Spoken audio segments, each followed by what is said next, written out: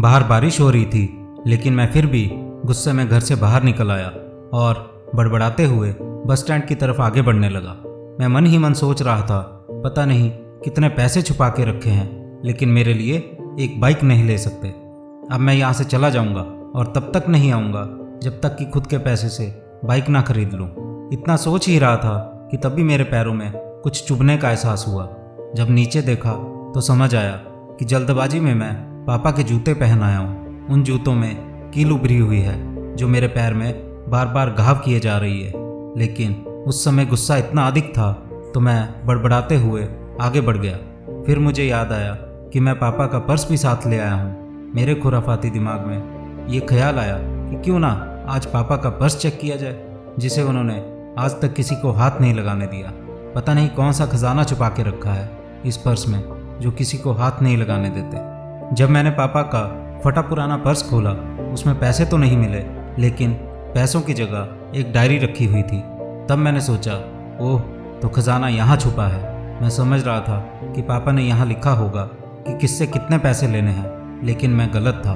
जब मैंने उस छोटी सी डायरी का पहला पेज खोल कर देखा तो वहाँ पर जो लिखा था वो थोड़ा सीरियस कर देने वाला था। जो लिखा था उसको पढ़ने के बाद मेरे चेहरे के जो एक्सप्रेशन थे वो गायब हो चुके थे, क्योंकि उस डायरी में वैसा कुछ भी नहीं लिखा था जैसा मैं सोच रहा था। वहाँ पर उन पैसों का हिसाब लिखा था जो अलग अलग कामों के लिए अलग अलग लोगों से उधार लिए गए थे। उस लिस्ट में मेरे कंप्यूटर के नाम पर जो पैसे लिए थे उसको कुछ यूँ लिखा था, 50,000 बेटे के कंप्यूटर के लिए। ये वही कंप्यूटर था जिसे मैं आज तक यूज़ कर रहा हूँ, लेकिन मुझे पता नहीं था कि उस कंप्यूटर को खरीदने के लिए पैसे कहाँ से आए थे। लेकिन आज पता चला कि वो पैसे कहाँ से आए थे। मुझे आज भी याद है, जब मैंने पहली बार कैमरे के लिए ज़िद की थी तो मेरे पापा ने 2 हफ्ते बाद मेरे बर्थडे पर मुझे गिफ्ट ला कर दिया, जिसे देखकर मैं बहुत खुश हुआ था। उस खुशी को देखकर मुझसे भी कहीं ज़्यादा अगर कोई खुश था तो वो मेरे पापा थे। अब मेरे चेहरे से गुस्सा एकदम गायब हो चुका था। जब मैंने आगे का पन्ना पलटा तो वहाँ पर कुछ विशिष्ट इच्छाएं लिखी हुई थी। पहली जो विश थी वो थी अच्छे जूते पहनना। ये बात मुझे कुछ समझ में नहीं आई। तभी मेरे पाँव सड़क पर भरे हुए पानी में जा पड़े। मेरे पाँव में कुछ गीलापन होने जैसा एहसास हुआ। तब मैंने जूता उतार कर देखा तो उसका तला टूटा हुआ था। ये देखकर मुझे डायरी में लिखी हुई बात समझ आ गई। तब मुझे माँ पापा की कही हुई बातें याद आ रही थी कि कैसे माँ पापा से कहा करती थी कि अब तो जूते पुराने हो चुके हैं, नए ले लीजिए। पापा अक्सर ये कहकर टाल दिया करते थे कि ये अभी कुछ दिन और चलेंगे, अभी कुछ दिन पहले ही तो लिए थे। मुझे आज समझ में आ रहा था कि कितने दिन और चलेंगे। साथ ही ये भी समझ में आ रहा था कि आखिर पापा पर्स क्यों छुपा के रखते हैं। मैं डायरी को पढ़ते हुए बस स्टैंड पर बड़ी बेंच पर आकर बैठ गया। अब डायरी का आखिरी पन्ना बचा था। उस पन्ने को जब पलट कर देखा तो वहाँ कल की डेट लिखी थी। वहीं पर नीचे लिखा था बाइक के लिए 50,000 रुपये। बस इतना पढ़ने के बाद मेरा दिमाग एकदम सन्न सा हो गया। अब मेरे मन में कोई गिला शिकवा नहीं बचा था, बस मेरी आंखों से आंसू बह रहे थे। मुझे नहीं पता कि मैं रो क्यों रहा था।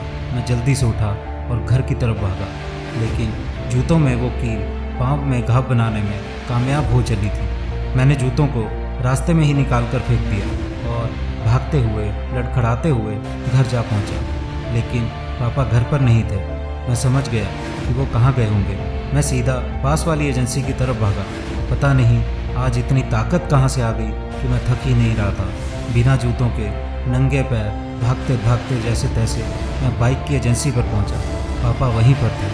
मैंने पापा को दौड़कर गले लगा लिया और मेरे आंसू रुकने का नाम ही नहीं ले रहे थे। पापा समझ नहीं पा रहे थे कि आखिर ये हो क्या रहा है, मैं क्यों रो रहा हूँ। मैंने पापा से कहा, पापा मुझे मोटरसाइकिल नहीं चाहिए, आप अपने लिए बस जूते ले लीजिए और आज से मैं जो भी करूँगा अपनी मेहनत से और अपने बलबूते पर कर लूँगा। ऐसा कहते ही रोते रोते मैं फिर से पापा के गले लग गया। दोस्तों, हमें सदैव अपने माता पिता का आदर करना चाहिए और उन्हें सम्मान देना चाहिए, क्योंकि एक माता पिता ही हमें निस्वार्थ प्यार दे सकते हैं।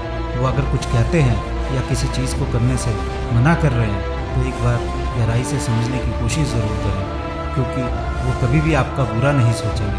कहानी के अंत में मैं हम सबके पेरेंट्स के लिए कुछ कहना चाहूँगा। फूल कभी 2 बार नहीं खिलते, जन्म कभी 2 बार नहीं मिलते, मिलने को तो 1000 लोग मिल जाते हैं, पर हज़ारों गलतियां माफ़ करने वाले माँ बाप नहीं मिलते।